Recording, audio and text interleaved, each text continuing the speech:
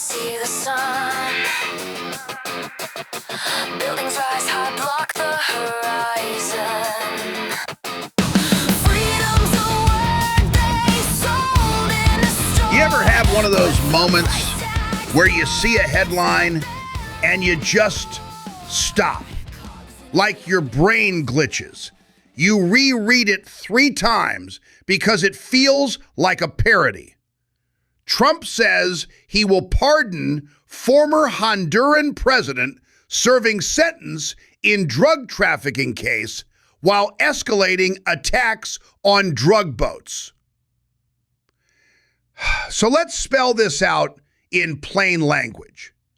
On one hand, the U.S. president is promising a full and complete pardon to Juan Orlando Hernández. This guy isn't some low-level mule. He's the former 2-term president of Honduras. He was extradited to the United States. He went through a full jury trial in New York.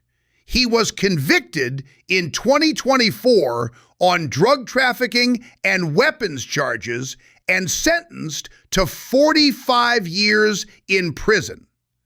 Prosecutors called Honduras under his rule a narco-state. They laid out how he partnered with cocaine traffickers, took cartel money to fund his campaigns, and turned his country into a highway for tons and tons of cocaine headed straight for the United States. That's who's getting the pardon.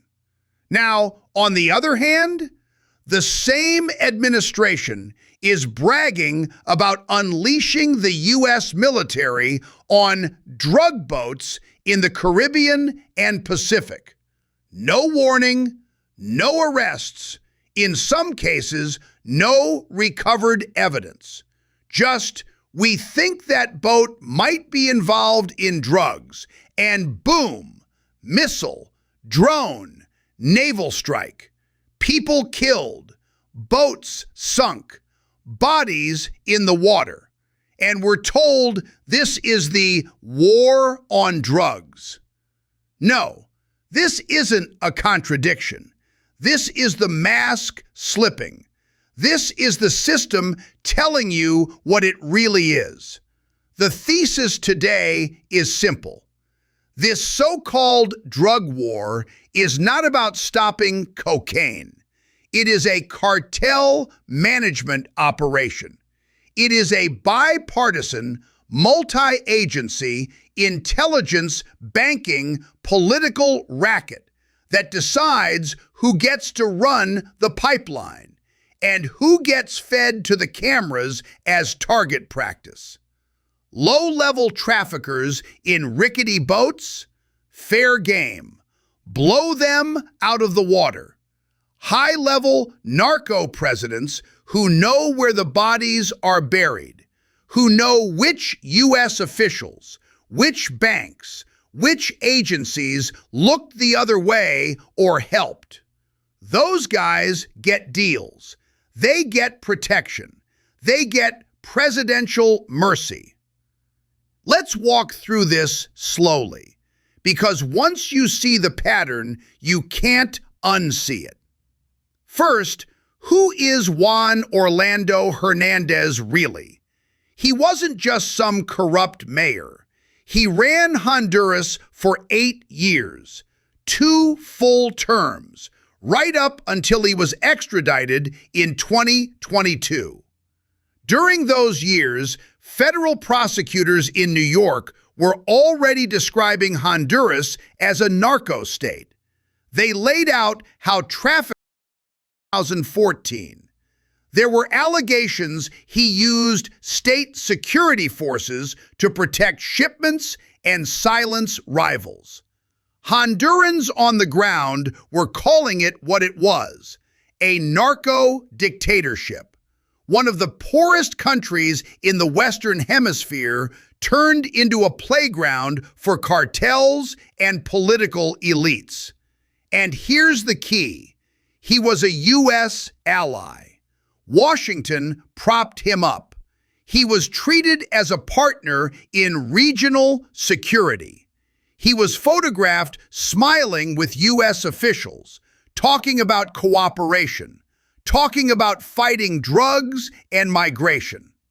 So for years, while this guy is allegedly taking drug money, while his brother is convicted for trafficking, while prosecutors are saying Honduras is a narco-state, he's still in office, still getting U.S. support, still part of the good guys in the drug war theater.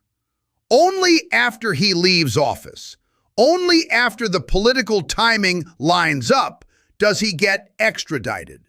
Then we get the big show trial in New York, the headlines, the big 45-year sentence.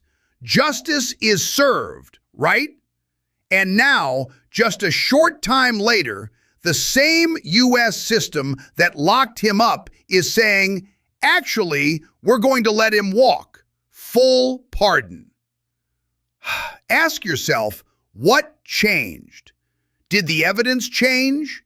Did he suddenly become innocent? No. What changed is the political value of the asset. When he's useful as a partner in the region, he's protected. When he becomes a liability, when the narco-state label gets too loud, he becomes a sacrificial lamb. Extradite him, convict him, show the world how tough we are. And then, when it's strategically useful again, maybe to send a message in Honduran elections, maybe to keep him quiet, maybe to trade him for information, he gets the golden ticket, a presidential pardon. That's not justice. That's asset management. That's how intelligence agencies treat informants, not how a real system treats a so-called drug kingpin president. Now, let's put that next to the other half of the story, the war on drug boats. In the last few months, U.S. forces have been hitting small vessels in the Caribbean and Eastern Pacific. Alleged drug boats, alleged traffickers. We're talking about strikes that kill 3 people here, 14 people there. 4 boats destroyed in a series of attacks.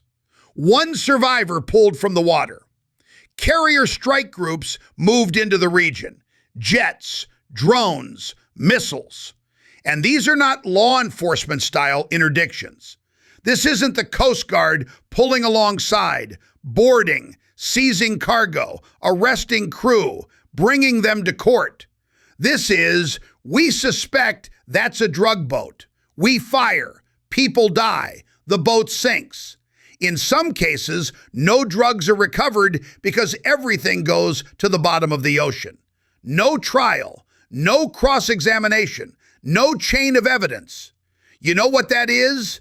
That's not drug enforcement. That's extrajudicial killing dressed up as policy. And yeah, some people love it. Tough guy politics. Blow up the bad guys. Narco-terrorists, they're called now. That magic word, terrorist, that lets the government bypass due process, international law, everything. But think about the scale here. These are small boats, low-level runners, disposable people at the absolute bottom of the drug economy. The U.S. government itself admits in its own hearings, its own reports, that hitting bulk shipments at sea is one piece of interdiction. The Coast Guard has long been the lead for maritime drug operations.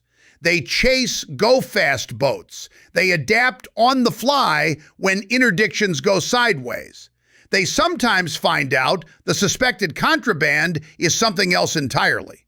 So we know the reality. Interdiction is messy. Boats can be misidentified.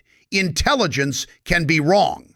Sometimes what you think is a drug run turns into a search and rescue. Now imagine all that uncertainty and add missiles. Add a doctrine that says you can sink a boat based on suspicion. How many people do you think are dying on the wrong side of that suspicion? How many civilians? How many fishermen? How many smugglers carrying something else? And even if every single boat was dirty, which is a fantasy, blowing up a handful of boats in the ocean is not going to stop a global cocaine pipeline that runs through entire states, entire banking systems, entire political parties. But that's the point, isn't it? This isn't designed to stop the pipeline. It's designed to create a spectacle, to give you the image of war, explosions on the water, grainy infrared footage of a suspected drug vessel going up in flames, the president pounding the podium about how he's unleashing the might of the American military on narcos. Meanwhile, the actual architects of the trade, the politicians, the bankers, the intelligence cutouts, they're not on those boats. They're in boardrooms. They're in embassies. They're in presidential palaces. Let's talk about the banks for a second, because you cannot have a multi-billion-dollar drug industry without banks, period. There was a case not that long ago where a major global bank became, in the words of prosecutors, the preferred financial institution for drug traffickers and money launderers. This bank was moving cartel money through shell accounts, through offshore branches, through Cayman Islands entities. Tens of thousands of accounts. They got caught. They paid a fine, about $1.9 billion. Sounds like a lot until you realize that's a cost of doing business. Nobody went to prison for 45 years. The institution survived. It kept its license. It kept operating. So let's line this up. A poor kid in a boat running a shipment because there are no jobs in his village, he can be vaporized in an instant by a missile. No trial, no name, just 3 suspected traffickers killed. A former president who helped turn his entire country into a narco-state, who worked hand in glove with traffickers to move tons of cocaine north, he gets a trial, a sentence, and then a president steps in and says, "You're free." A global bank that launders billions in blood money for cartels, it pays a fine and moves on. You seeing the pattern yet? The pattern is this. The drug war is vertically selective. It hits downward. It protects upward. And Honduras is a perfect case study. For years, U.S. agencies have been all over Central America under the banner of regional security and drug interdiction. DEA offices spread across the region, special teams deployed, joint operations with local militaries, programs like the Central American Regional Security Initiative, CARSI, pouring money and training into partner nations. On paper, this is about stopping drugs. In practice, it has meant arming and training security forces in countries where the political leadership is often deeply entangled with trafficking. In Honduras, there have been reports of joint DEA Honduran operations that went bad. Civilians killed. Questions about what really happened. Investigations that mysteriously stall. There have been accusations that the U.S. Embassy and DEA obstructed probes into drug war killings. So you get this grotesque picture. On the ground, ordinary Hondurans are being brutalized by a narco-state. Their president is taking bribes from traffickers. Their police and military are corrupted. U.S. agents are working side by side with those same institutions under the drug war banner. People die in murky operations. Then, years later, when the political winds shift, that same president is suddenly a villain. Extradite him, put him on trial, call Honduras a narco-state. And now, when he's sitting in a U.S. prison, when Hondurans are trying to claw their way out of that nightmare, the U.S. president casually announces he's going to pardon him. 2 days before Honduran elections. You want to talk about interference? You want to talk about pressure? Imagine you're a Honduran voter. Your country finally gets rid of the narco dictator. He's in a U.S. cell. And then the same foreign power that backed him, that worked with him, says, actually, we're going to let him go. That's not just a legal move. That's a geopolitical signal. That's Washington reminding Honduras who's really in charge. And here's where it gets even darker. A guy like Hernandez doesn't just have dirt on local traffickers. He has dirt on networks. He knows which regional elites were in on the game. He knows which U.S. officials he met with while the money was flowing. He knows which agencies had intelligence and did nothing. He is a walking archive of inconvenient truths. So what do you do with someone like that? You have two options. You bury him in a cell and hope he rots quietly, or you cut a deal. You trade silence for mercy. You trade secrets for protection. A pardon can be a tool of mercy. It can also be a tool of control. Ask yourself, what stories get buried when a narco president walks out of prison under presidential mercy? What names never get spoken? What operations never get exposed? Now, zoom out.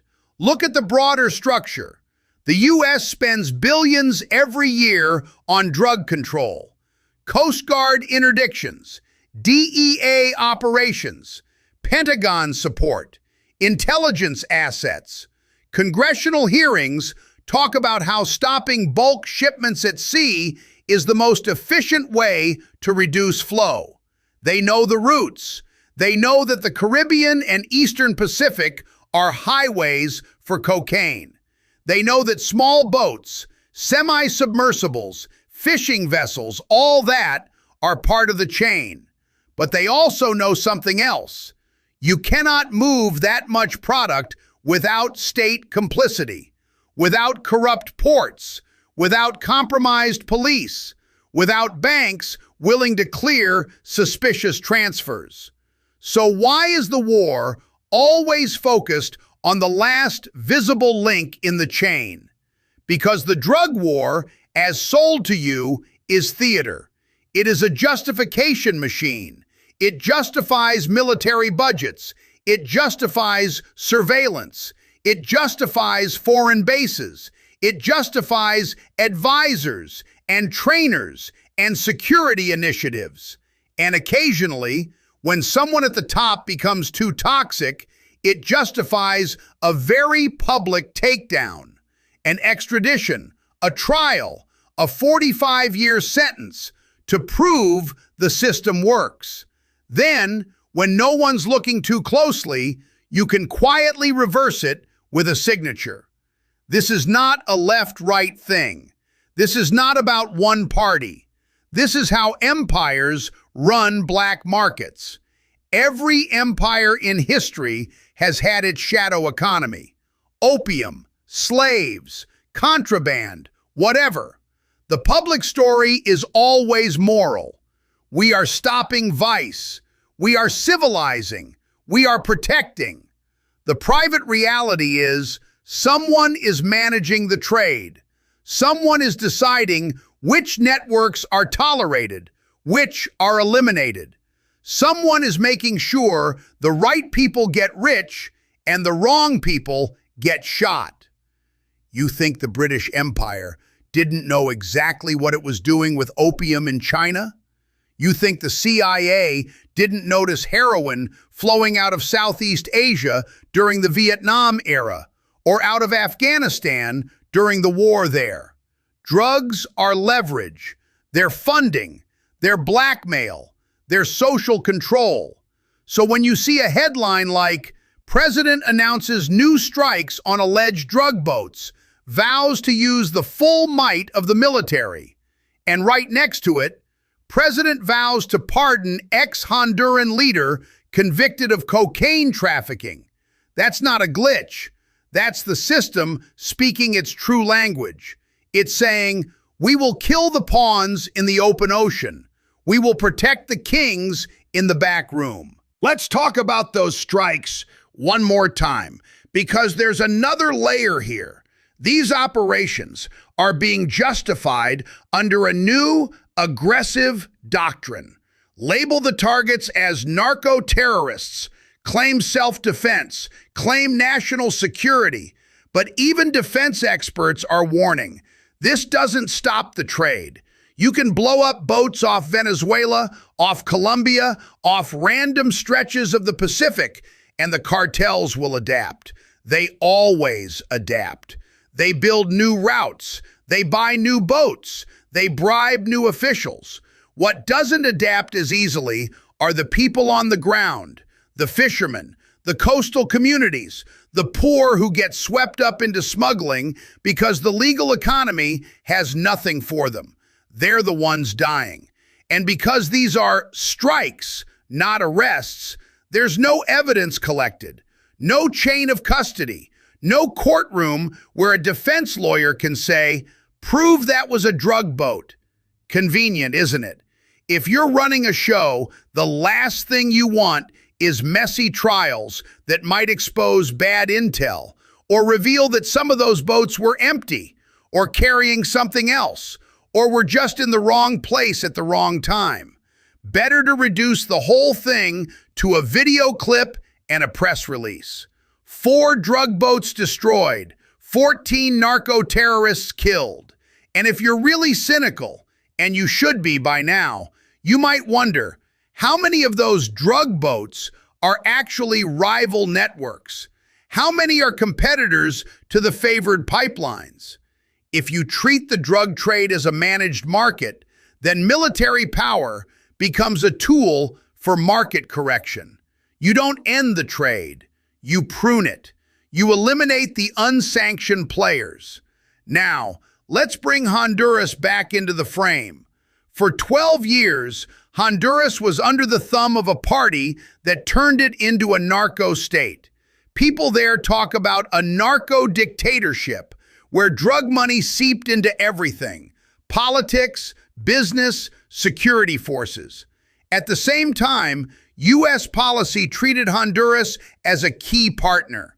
Aid, training, cooperation, all under the umbrella of fighting drugs and migration. You had U.S. agencies on the ground working with Honduran units, even as credible allegations swirled that the president himself was taking bribes from traffickers, that his brother was a trafficker, that state institutions were captured. Eventually, after years of pressure, the U.S. government moves. The president is indicted. He's extradited. He stands trial in New York. The evidence is laid out. He's found guilty, sentenced to 45 years. The media calls it a landmark case, the end of the Honduran narco-state. A new chapter. Hondurans celebrate.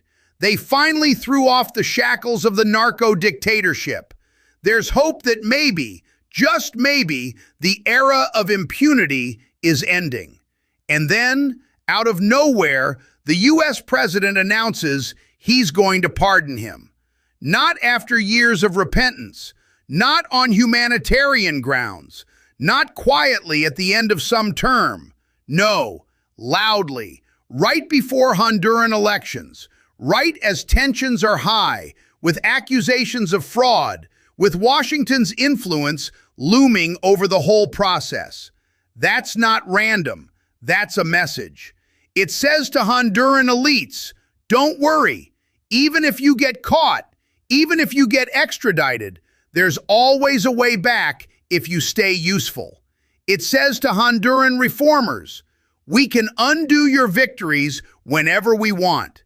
And it says to every other leader in the region flirting with the narco-state model, play ball with us, and even if things go south, we can protect you. So where does that leave this whole war on drugs narrative? We're told that drugs are this existential threat, that cocaine and fentanyl and meth are so dangerous that we have to militarize entire regions, fill prisons, shred civil liberties, and now even sink boats on suspicion. But when a head of state is literally convicted of partnering with traffickers and he gets a get-out-of-jail-free card, what does that tell you? It tells you the threat isn't the drugs. The threat is who controls them. The product is almost secondary. Cocaine is a commodity. It could be anything: oil, rare earths, whatever. The real game is who controls the routes, who controls the money flows, who controls the political leverage that comes with that underground river of cash. And that's where the banking system comes back in. Major banks have already been caught laundering cartel money. Correspondent banking relationships in Latin America are under scrutiny because of cartel sanctions. Mexican banks are purging client lists to avoid U.S. punishment for helping traffickers move money. This is not fringe. This is mainstream financial reality. So when a president pardons a narco-president while the military is blasting boats out of the water, you're seeing the visible and invisible parts of the same machine. Visible: the explosions, the tough talk, the Coast Guard videos, the press conferences. Invisible: the quiet phone calls, the banking compliance adjustments, the intelligence debriefings, the deals struck in back rooms where people like Hernandez trade stories for safety. And somewhere in that invisible layer are the real secrets. Which U.S. officials knew about Hernandez's trafficking ties while he was still in office? Which banks handled the money? Which regional elites were protected? Which operations were covered up when civilians died in DEA-backed raids? Those are the stories that get buried under presidential mercy. Now let's add one more uncomfortable layer: the paranormal, the fringe, the stuff people laugh at until it isn't funny anymore. Because when you look at how long this drug system has been running, how many institutions are involved, how many scandals get exposed, and then nothing really changes, it starts to feel almost ritualistic. Think about it. We have periodic sacrifices: a cartel boss arrested, a president extradited, a big bank fined, the media feast. The public feels a hit of moral satisfaction. See, the system works. Then, beneath that, the flow continues. The money keeps moving. The bodies keep piling up in border towns, in favelas, in barrios, in rural Honduras. It's like a blood ritual, a system that feeds on chaos, on addiction, on violence, on fear. You can call it a cartel state. You can call it a deep state. If you want to go full occult, you can call it an egregore, a kind of collective entity that feeds on suffering and keeps itself alive by playing both sides of the war. Is that too out there? Maybe, but look at the pattern. Look at how many times we've been told this is the big turning point in the drug war, only to see things get worse, more violent, more militarized. At some point, you have to ask, is failure really failure, or is it the intended outcome? So where does this leave us, watching this circus from the outside? We have a president who fires inspectors general, consolidates control over oversight, and then turns around and uses one of the least accountable powers of his office, the pardon, to rescue a foreign leader convicted of running cocaine. We have that same president escalating a policy of sinking alleged drug boats, killing people on the high seas with almost zero transparency. And we have a press that treats these as separate stories. One is a weird, controversial move about a Honduran politician. The other is a bold new front in the drug war. They're not separate. They're chapters of the same book. The book is about how power really works in the shadow of the drug economy. It's about how intelligence agencies, banks, and political elites don't actually want to end the trade. They want to manage it, to harness it, to weaponize it. It's about how law and order is applied downward, to the poor, to the desperate, to the ones in the boats, and revoked upward for presidents, bankers, and allies. So what do we do with that knowledge? First, we stop believing the script. We stop swallowing the idea that every missile fired at a boat is a step towards safety, while every high-level pardon is some weird one-off quirk. We start seeing the pattern. When the system wants spectacle, it gives you explosions and perp walks. When the system wants secrecy, it gives you pardons and sealed deals. Second, we remember that these policies aren't abstract. Every time a boat is sunk on suspicion, real humans die. They have names, families, stories. Some of them are criminals. Some of them are just poor. Some of them are in the wrong place at the wrong time. Every time a narco-president walks out of prison, whole nations feel the knife twist. People who risk their lives to expose corruption see that the big fish still swim free. And every time a bank pays a fine instead of losing its charter or seeing executives in handcuffs, the message is clear. There is one law for them and another law for you. I'm going to leave you with a picture. On one side, imagine a small, rusted boat in the Caribbean. 4 men on board. Maybe they're smugglers. Maybe they're fishermen. Maybe they're both. Because in a broken economy, those lines blur. It's night. They see a light on the horizon. They don't know it yet, but it's a U.S. drone or a jet or a warship. Somebody, somewhere, looking at a screen, decides that's a drug boat. A command is given. A missile launches. In a second, the boat is gone. Bodies in the water. No trial. No names. The news calls them suspected traffickers. The clip runs on TV. People cheer. Imagine a clean, air-conditioned room in a U.S. prison. A former president of Honduras sits with his lawyers. Papers are signed. A presidential order is finalized. The same system that burned the boat signs its name and says, "You're free to go." No explosion, no spectacle, just a quiet act of power. That's your drug war. So when you hear about this pardon, don't treat it like some random crazy move.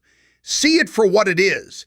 A neon-lit sign flashing over the whole system saying, this was never about stopping cocaine.